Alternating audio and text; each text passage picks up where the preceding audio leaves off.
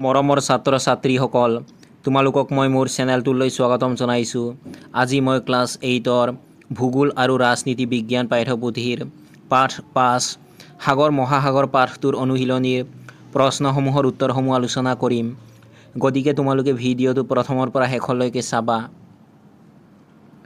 অনুশীলনীৰ 1 নম্বৰত দিয়া আছে তলৰ প্ৰশ্নবোৰৰ উত্তৰ লিখা। ক নম্বৰ প্ৰশ্নটো হৈছে মহাসাগৰীয় সোঁতৰ সৃষ্টিৰ কাৰণবোৰ কি কি? তোমালোকে উত্তৰত লিখিবা পৃথিৱীৰ আৱৰ্তন গতি, নিয়ত বতাহ, পানীৰ উষ্ণতা, লৱণতা আৰু চাপৰ তাৰতম্য, উপকূল ৰেখাৰ আকাৰ আদি কাৰণসমূহে সাগৰ মহাসাগৰৰ পানীত সোঁতৰ সৃষ্টি কৰে।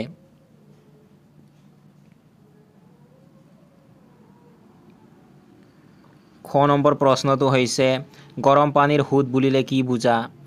তোমালোকে উত্তৰত লিখিবা উষ্ণ মণ্ডলৰ পৰা গৰম আৰু পাতল সমুদ্ৰ জল ওপৰে ওপৰে পৃষ্ঠপ্ৰবাহ ৰূপে শীত মণ্ডললৈ যি গতি কৰে তাকে উষ্ণ বা গৰম পানীৰ সোঁত বোলা হয়।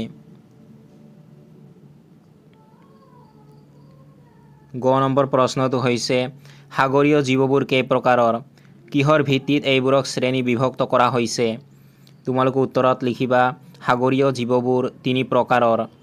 এইবোৰক সিহঁতৰ লৰচৰ কৰাৰ ধৰণ আৰু বসতি স্থলীৰ ওপৰত ভিত্তি কৰি শ্ৰেণী বিভক্ত কৰা হৈছে। ঘ নম্বৰ প্ৰশ্নটো হৈছে সাগৰৰ কেনেকুৱা অঞ্চলত সাধাৰণতে মৎস্য ক্ষেত্ৰ গঢ়ি উঠে? তোমালোকে উত্তৰত লিখিবা সাগৰৰ যি অংশত উদ্ভিদ প্লৱক প্ৰচুৰ পৰিমাণে থাকে তাতে বিখ্যাত মৎস্য ক্ষেত্ৰবোৰ গঢ়ি উঠে।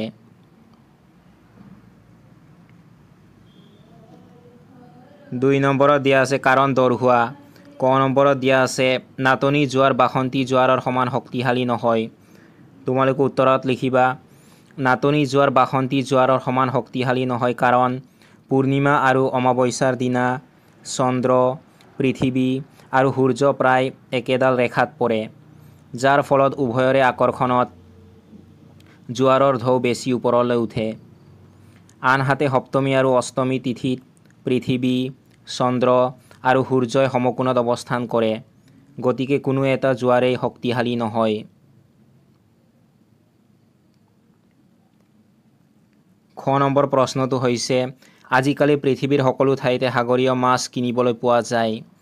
তোমালোকে উত্তৰত লিখিবা আজিকালি সাগৰীয় মাছবোৰ ধৰি উপকূল অঞ্চলত লগে লগে ব্যৱহাৰ কৰা হয় আৰু শীতলীকৰণ ব্যৱস্থাৰে সংৰক্ষণ কৰি টিনত ভৰাই বিশ্বৰ বিভিন্ন প্ৰান্তলৈ পঠিওৱা হয়, যাৰ বাবে পৃথিৱীৰ সকলো ঠাইতে সাগৰীয় মাছ কিনিবলৈ পোৱা যায়।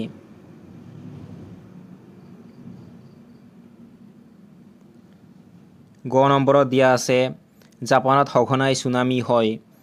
তোমালোকে উত্তৰত লিখিবা জাপানত সঘনাই ছুনামি হয় কাৰণ জাপান দেশখন প্ৰশান্ত মহাসাগৰীয় আগ্নেয় বলয়ত অৱস্থিত, যিটো পৃথিৱীৰ ভিতৰতে প্ৰধান ভূমিকম্প প্ৰৱণ অঞ্চল।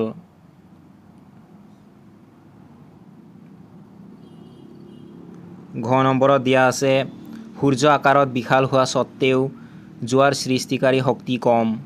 তোমালোকে উত্তৰত লিখিবা সূৰ্য আকাৰত বিশাল হোৱা স্বত্তেও জোৱাৰ সৃষ্টিকাৰী শক্তি কম কাৰণ সূৰ্য পৃথিৱীৰ পৰা চন্দ্ৰতকৈ বহু দূৰত্বত অৱস্থিত। সূৰ্যৰ জোৱাৰ সৃষ্টিকাৰী শক্তি চন্দ্ৰৰ আকৰ্ষণতকৈ কম হয়।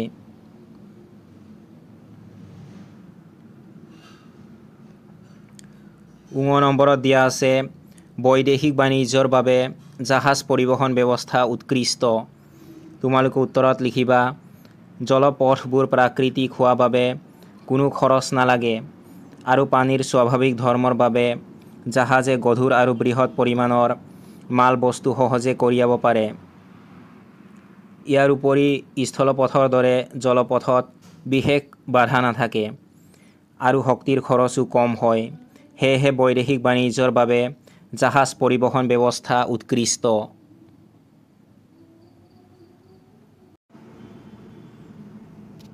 3 নম্বৰত দিয়া আছে শুদ্ধ উত্তৰটো টিক চিন দিয়া। 1 নম্বৰ প্ৰশ্নটো হৈছে সাধাৰণতে শীতল পানীৰ সোঁতৰ উৎপত্তি হয়। ইয়াৰ শুদ্ধ উত্তৰ হৈছে ক নম্বৰ অপশ্যন মেৰু অঞ্চলত। 2 নম্বৰ প্ৰশ্নটো হৈছে দিনটোত দুবাৰ সাগৰৰ পানীৰ উঠা নমা কৰাকে ইয়াৰ শুদ্ধ উত্তৰ হৈছে খ নম্বৰ অপশ্যন জোৱাৰ ভাটা 3 নম্বৰ প্ৰশ্নটো হৈছে সুনামি শব্দৰ অৰ্থ হ'ল ইয়াৰ শুদ্ধ উত্তৰ হৈছে গ নম্বৰ অপশ্যন পোতাশ্ৰয়ৰ ঢৌ 4 নম্বৰ প্ৰশ্নটো হৈছে সাঁতুৰিব পৰা সাগৰীয় প্ৰাণীবোৰ ইয়াৰ শুদ্ধ উত্তৰ হৈছে ক নম্বৰ অপশ্যন নেক্টন